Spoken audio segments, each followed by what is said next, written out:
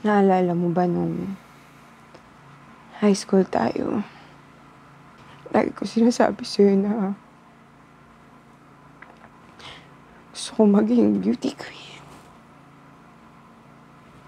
Kaya lang ayaw mo. Kaya nga tayo laging nag-aaway nun eh. Kaya nung naghiwalay tayo, sabi ko, unahin ko yung sarili ko. Sabi ko, tutuparin ko yung mga pinapangarap ko simula nung bata pa ako. Kaya lang, parang nawala na yung chance ako. Sorry. Okay lang.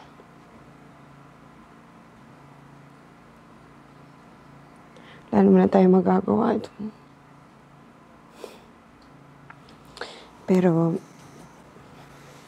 naalala mo ba nung high school tayo? Ikaw yung star player.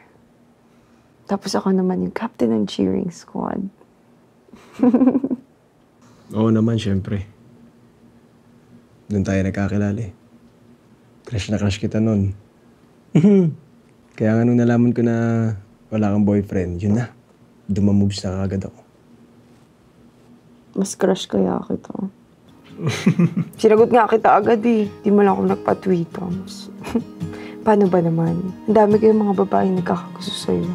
Mamaya, punta ka pa sa kanila. Tapos nung naging tayo na, halos hindi na tayo mapaghiwalay, no? Naalala mo? Tayo pa yung naging prom king and queen. Oo naman. Fresh pa natin yun. Tsaka isa yun sa pinakamasayang moment ng buhay ko. Tapos yung nag-college tayo. Aba, staying strong. Diba? Isipin mo yung mga kabatch natin. Nag-break na lahat, oh. Pero tayo, matinag pa rin. Kaso after college, nag-decide tayo to move in together. Doon na nagbago lahat. Mali ba yung decision natin yun?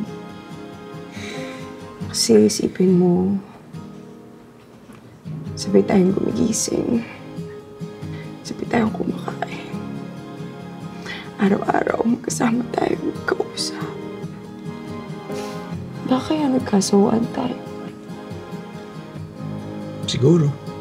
Pwede rin dahil marami tayong gustong gawin sa buhay natin. Pero hindi natin magawa kasi nga magkasama tayo. Naging toxic na tayo sa isa't isa.